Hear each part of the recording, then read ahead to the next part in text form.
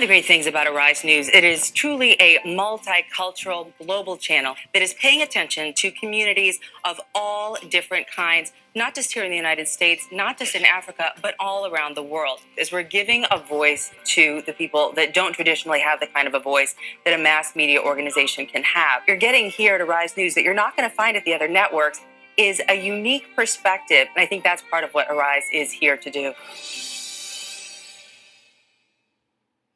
Because we live in a global, interconnected world, business news no longer stops when the markets close on Wall Street. And what we've discovered over the past few years of the financial crisis is that events and news that happen even in the smallest countries impact the United States and the world at large. As we bring together experts and analysts and thought leaders and CEOs and companies across many industries to not only provide the macroeconomic view, but news everyday people can use.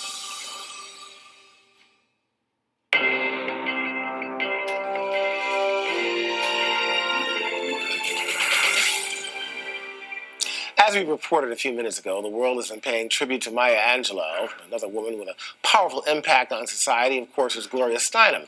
Starting as a journalist in the 1960s, she launched Ms. Magazine in 1972 and has been a strong advocate for women's rights ever since. So her 80th birthday was cause for a celebration, and Arise News' Francesca Maxime was there. Iconic, gorgeous, and brilliant, Gloria Steinem has spent her entire life championing civil rights and women's equality, from being an outspoken critic of war, pornography, and human trafficking, to being an advocate for same-sex marriage and abortion rights. Her global citizenship made clear in her choice to don a sari, a nod to her study in India after college, to a recent gala in her honor. Happy birthday for the festival. You might not believe that she is 80 years old, but it is Gloria Steinem's 80th birthday, the Ms. Foundation for Women, a celebration here in Midtown Manhattan tonight. Under Steinem's editorship, Ms. Magazine specialized in women's issues with covers on battered wives and sexual harassment on the job. The magazine became required reading for renowned financial guru Susie Orman. You have to understand that I'm going to be 63. So when the Ms. movement, when Ms. Magazine came out, it was like, for somebody like me, it was like, oh my God, I have a voice. Somebody knows things that I want to be saying. Additional celebrities and notables in attendance included Oscar-nominated actress Bday Sidibe and American comedians Chelsea Handler and Amy Schumer, as well as the current chair of the Democratic National Committee, Debbie Wasserman Schultz. Steinem saw politics as the way to effect change. She teamed up with Betty Friedan, founder of NOW, the National Organization for Women, as well as with other powerful players like Congresswoman Shirley Chisholm and Bella Abzug. The goal was to better enable women to enter into and ascend the rungs of American politics. I was able to run for the Florida House of Representatives when I was 25 years old, which was something that women generations before me could not even contemplate because of the movement that she was a part of and that she was the leader of. It was the groundwork that the generation of women that came before me laid that enabled a young girl like me to even think about it and dream about it and then do it. So it's incredibly special for me to be here. Steinem underscores the need to focus on preventing violence against women all around the world. In many modern countries, unequivocally, that the most important indicator of whether there will be violence inside a country or that country will be willing to use military violence against another country is not poverty or natural resources or religion or even degree of democracy. It's violence against females. I think we're at a point in our history now where the question of gender has really risen to the top of the heap. And with people like Gloria's leadership and the millions of women now around the world who are kind of standing at this tipping point, we are now in a place where if we don't deal with this now, it's not just women who are going to go down the tubes, it's everybody. In the same year Betty Friedan published her groundbreaking book, The Feminine Mystique, Steinem went undercover as a Playboy bunny to pen an expose on the way women at the club were exploited. Steinem strongly believed that the sexual revolution was bound to fail unless attitudes of women and men changed. Longtime Steinem friend, former talk show host Phil Donahue, agrees. When I began in the business shortly after I graduated from college in the 50s, a boss could look down a secretary's blouse and there was nothing she could do about it. Nothing. If she complained, she was whining and probably would lose her job. That's just one example. And when I was that age, you know, the unspoken word among women was that they did not want to lead the lives of their mothers. And that was hard to say because it sort of insulted their mothers. But it was true. That's how a lot of them felt. And Gloria and other sisters really worked to ensure that that was not going to happen again. Another pioneer in the women's movement attending Steinen's birthday bash was tennis legend Billie Jean King. 1 year after President Nixon enacted Title IX, the anti-gender discrimination law credited with sparking a boom in women's sports, King made history for defeating Bobby Riggs in the so-called Battle of the Sexes. When I played Bobby Riggs was in 1973, which was at the height of the women's movement. Title IX had just been passed June 23rd, 1972, a year before, and that's why it was so important for me to win that match, was to get people to think differently about us. And a lot of men come up to me today that were kids like 12, 13 years old and said that changed their life because now they have a daughter and they have a son, say maybe, and they really do insist on having equal opportunity for both genders. The whole discussion we're having right now, again, I can't believe we're having it, over whether women can have it all. Of course women can have it all. I mean, as long as we don't think that all means perfect. I mean, I have a 23-year marriage, 3 amazing children, 2 full-time professional jobs, and a very busy life. And everything's not perfect all the time, but I couldn't have a more full life, and all of that is possible because I have a supportive husband whose parents raised him to believe in equal parenting, who wanted a wife that was going to be a professional and work full-time, and we're raising kids who are going to understand that that's critical as well. We need to raise our sons to empathize and to understand that there is no such thing as gender, really. It's made up culturally. There is no such thing as race, really. It's made up, you know, and we need to understand that human beings are not ranked, we're linked. Francesca Maximi joins us on the set here. Well, welcome to Arise Review. Steinem recently said that I would have thought that we'd be part of the Constitution by now, and I think the Equal Rights Amendment will come back. Do you think that she was correct?